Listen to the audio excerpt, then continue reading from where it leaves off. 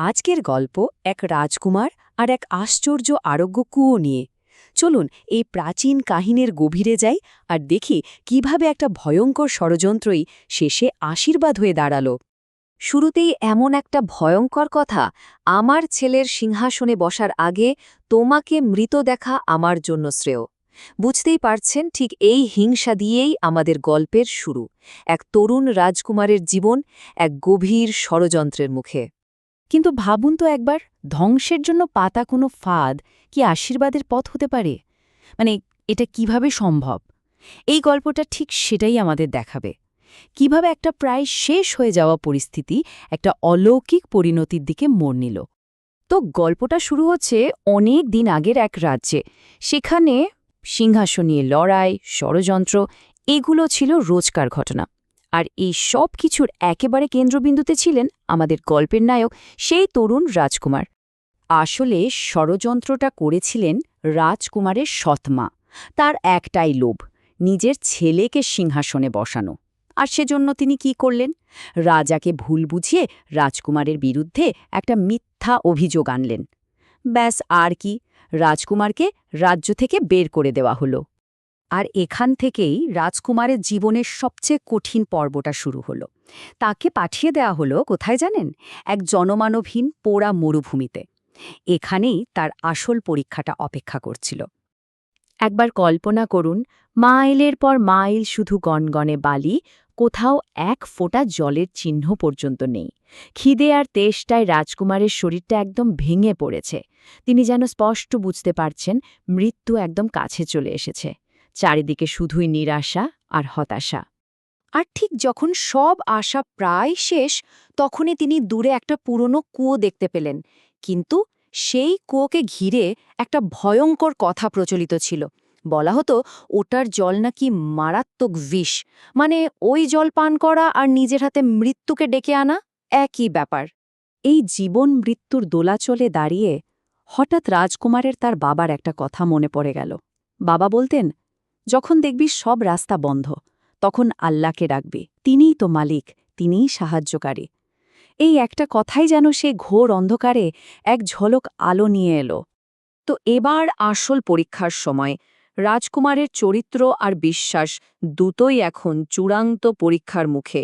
একদিকে তেষ্টায় মৃত্যু নিশ্চিত, অন্যদিকে বিষাক্ত জল। তিনি এখন কি করবেন? কোন পথটা বাঁচবেন? এখানেই তাওয়াক্কুলের ধারণাটা খুব গুরুত্বপূর্ণ হয়ে ওঠে। তাওয়াক্কুল মানে হলো আল্লাহর ওপর সম্পূর্ণ ভরসা রাখা। রাজকুমার ভাবলেন, তেষ্টায় কষ্ট পেয়ে মরার চেয়ে আল্লাহর পরিকল্পনার উপর ভরসা করাই ভালো। তিনি ঠিক করলেন, যাই হোক না কেন তিনি বিশ্বাসের পথটা ছাড়বেন না। কিন্তু কুয়োর কাছে গিয়ে তিনি যা দেখলেন, তাতে তার মনটা একদম ভেঙে গেল। একটা ছোট্ট প্রাণী তেষ্টায় যন্ত্রণায় ছটপট করছে। ভাবুন তো, নিজের জীবন যায় যায় অবস্থা, তার মধ্যে এই দৃশ্য। রাজকুমার এক কঠিন সিদ্ধান্তের মুখোমুখি হলেন। নিজের জীবন বিপন্ন, কিন্তু রাজকুমার কি করলেন? তার শরীরে যতটুকু শক্তি বাকি ছিল তা দিয়ে জল তুলে আগে ওই অসহায় প্রাণীটাকে খাওয়ালেন। কোনো কিছু পাওয়ার আশা না করে একদম মন থেকে করা এই যে নিঃস্বার্থ কাজ, এরই নাম ইখলাস বা বিশুদ্ধ আন্তরিকতা। আর ঠিক সেই মুহূর্তে গল্পের মোড়টা পুরোপুরি ঘুরে গেল।